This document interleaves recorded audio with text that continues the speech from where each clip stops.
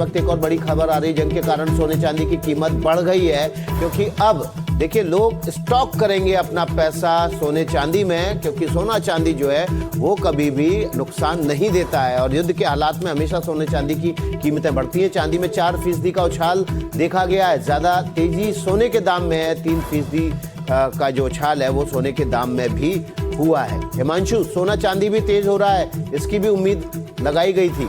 तो पेट्रोलियम बढ़ रहा है, क्रूड ऑयल बढ़ रहा है, सोना चांदी बढ़ रहा है। देखिए इसकी आशंका थी, क्योंकि आपको याद होगा जब टैरिफ वॉर शुरू हुआ था डोनाल्ड ट्रंप के रेसिप्रोकल टैरिफ को लेकर, उसकी वजह से जब अनिश्चितता हुई तो डॉलर कमजोर हुआ था और दुनिया के कई देशों में जो सेंट्रल बैंक्स हैं उन्होंने स्टॉक करना शुरू किया था। वित्त मंत्री निर्मला सीतारमन ने एक मीडिया ब्रीफिंग की थी, मैं वहां मौजूद था।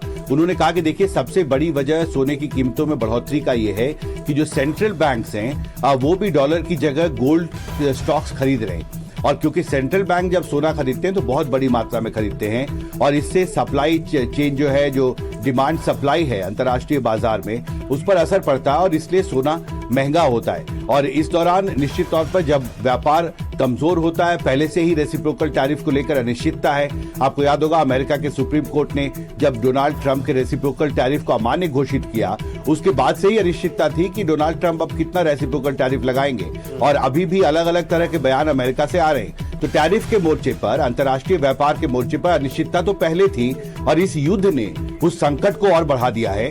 और इसलिए ये बड़ा सवाल जो सब दुनिया भर के सामने है कि क्या ये युद्ध दुनिया के हित में है, और क्योंकि इसका नुकसान न सिर्फ भारत को बल्कि दुनिया भर के व्यापारियों को, एक्सपोर्टरों को तो अभी से पड़ना शुरू हो गया है। देखिए बासमती चावल हम सबसे ज्यादा ईरान एक्सपोर्ट करते हैं और मैं एक एक्सपोर्टर से बात कर रहा था, उन्होंने कहा कि इस युद्ध की वजह से करीब 1.2 बिलियन डॉलर, करीब 12,000 करोड़ रुपए का जो बासमती चावल का निर्यात था भारत से ईरान, उस पर संकट के बादल गहरा गए, क्योंकि हमारे जो स्टॉक ईरान गए थे, क्योंकि 2 महीने में ईरान से बहुत ज्यादा डिमांड हुई थी बासमती चावल के एक्सपोर्ट के लिए, वो जो स्टॉक यहाँ से एक्सपोर्ट किया गया वो दुनिया के अलग अलग पोर्ट्स में अभी ट्रांजिट में फंसा हुआ है। अगर वो ईरान में जो रहे तो सस्ता तेल, भारत को सस्ता तेल और समय पे डिलीवरी, क्योंकि अगर होर्मुज बंद हो गया, युद्ध लंबा चला तो तेल आना मुश्किल है। प्लान भी क्या है भारत सरकार का?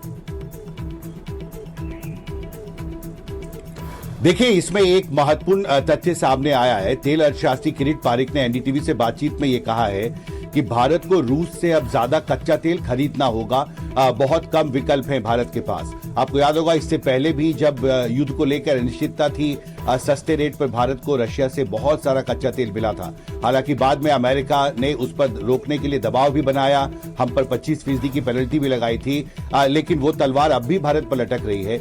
लेकिन मौजूदा परिस्थिति में अब तेल अर्थशास्त्री ये कह रहे हैं कि रशिया से कच्चे नहीं रह गई है। मानचू,